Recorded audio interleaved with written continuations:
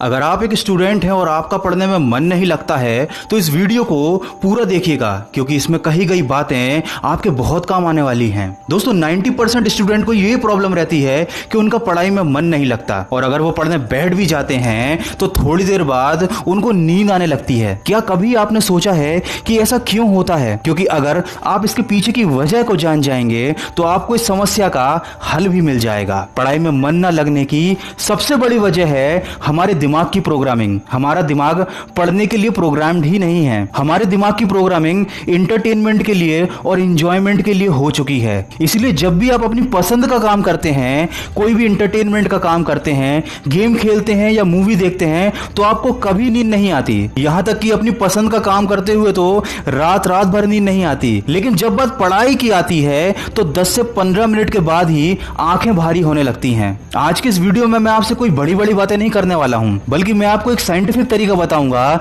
जिसको समझने के बाद आपका अपने आप पढ़ाई में मन लगने लगेगा। और वो तरीका है कि आपको अपनी पढ़ाई में ही मजा ढूंढना पड़ेगा। तो दोस्तों ये बात मैं आपको पहले ही बता दूं कि अगर आप पढ़ाई को पास होने के लिए, परसेंटेज लाने के लिए या किसी के प्रेशर में आकर करोगे तो कभी भी आपका पढ़ाई में मन नहीं लगेगा, क्योंकि आपके लिए पढ़ाई एक बोझ बन जाती है। अब आप बोलेंगे कि पढ़ाई को मजे से कैसे जोड़ा जाए, तो उसके लिए एक छोटा सा एग्जांपल है मेरे पास। अगर आपके पास खाने की बहुत सारी चीजें या बहुत सारे ऑप्शन हैं, उनमें से बहुत सारी चीजें आपकी पसंद की हैं लेकिन वो अनहेल्दी हैं, और उसी के साथ कुछ हेल्दी चीजें भी रखी हुई हैं लेकिन वो आपको खाने में बिल्कुल पसंद नहीं है, तो क्या आप उनको खाना पसंद करोगे?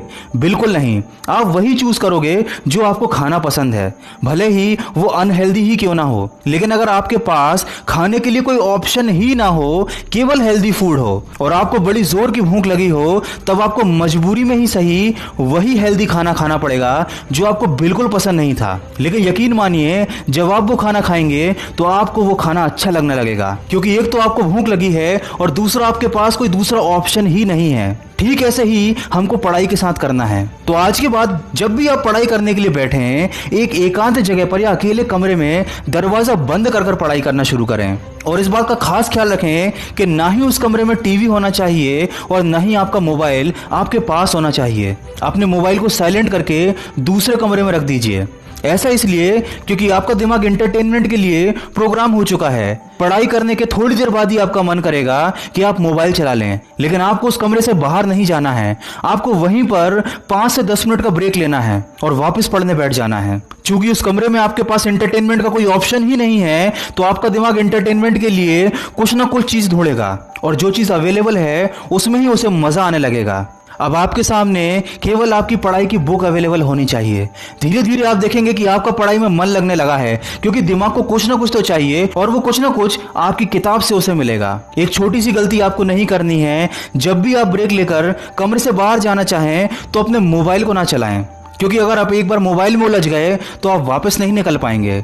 इसलिए जो आपने टारगेट दिन भर के लिए बना रखा है, जो भी चैप्टर आपको दिन भर में कंप्लीट करना है, उसे कंप्लीट करने से पहले किसी भी हाल में मोबाइल या टीवी को यूज नहीं करना है। दोस्तों इस बात का पूरा ध्यान रखें कि आप ब्रेक रिलैक्सेशन के लिए ले रहे हैं, न कि एंटरटेनमेंट के लिए। शुरू में ये चीज थोड़ी सी मुश्किल लगेगी, लेकिन धीरे धीरे आपको इसकी प्रैक्टिस हो जाएगी। 21 डेज चैलेंज का नाम तो आप लोगों ने सुना ही होगा। किसी भी चीज को अगर 21 दिन तक किया जाए तो वो हमारी एक आदत बन जाती है। अगर हम किसी बुरी लत को छुड़ाना चाहते हैं और अपने आप को उस बुरी लत से 21 दिन तक दूर रखते हैं तो वो हमारी आदत छूट जाती है, और ये तथ्य वैज्ञानिक रूप से प्रमाणित है। इसी तरीके से अगर आप कोई काम 21 दिन तक लगातार करते हैं तो वो आपकी आदत बन जाता है। आपका दिमाग उस काम के लिए प्रोग्राम्ड हो जाता है। तो आपको 21 दिन का चैलेंज लेना है। अगर आपने 21 दिन तक ऊपर बताया हुआ यह काम कर लिया, मोबाइल से दूर रहकर रोज अपनी स्टडी के टारगेट्स को पूरा कर लिया, तो यकीन मानिए 22वें दिन से आपका खुद पढ़ाई में मन लगने लगेगा।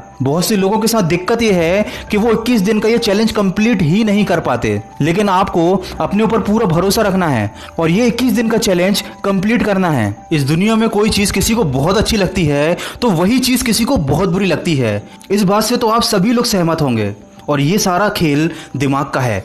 दिमाग की प्रोग्रामिंग का है। अगर आप अपने दिमाग को इस तरीके से सेट कर लेते हैं कि पढ़ाई उसे अच्छी लगने लगे, तो यकीन मानिए आपका पढ़ाई में इतना मन लगेगा जितना किसी टॉपर का भी नहीं लगता होगा।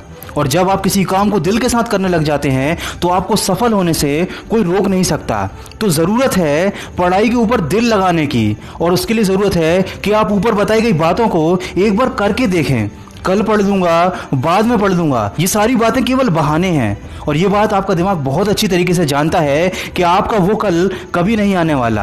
आप अपने आप को धोखा दे रहे हैं, और अपने आप को धोखा देने से केवल आपका ही नुकसान है। क्योंकि जब आप भविष्य में पीछे मुड़कर देखेंगे तो आप ही को अफसोस होगा कि काश मैंने दिल लगाकर उस समय पढ़ लिया होता, तो आज मेरी जिंदगी कुछ और ही होती। दोस्तों, ऐसा समय आपके साथ ना आए, इसके लिए जरूरी है कि आप सकारात्मक सोच के साथ अपनी पढ़ाई और अपने लक्ष्य के प्रति ईमानदारी से कोशिशों में जुट जाएं। और दोस्तों, ये बात तो मैं कई बार पहले भी कह चुका हूं कि ठान लो तो जीत है और मान लो तो हार है। तो आपको ठानना पड़ेगा। अगर इस वीडियो में कही गई बातों से आप सहमत हैं तो इसको ज्यादा से ज्यादा शेयर करके हमारे इस प्रयास का हिस्सा बनिए, और मुझे कमेंट करके बताइए क्या आप ये 21 दिन का चैलेंज लेने के लिए तैयार हैं। मैं मिलूंगा आपसे अगले वीडियो में जो आपके जीवन में सकारात्मक ऊर्जा को भर दे और आपको दिखाए एक सही दिशा। सुनते रहिए मन की आवाज।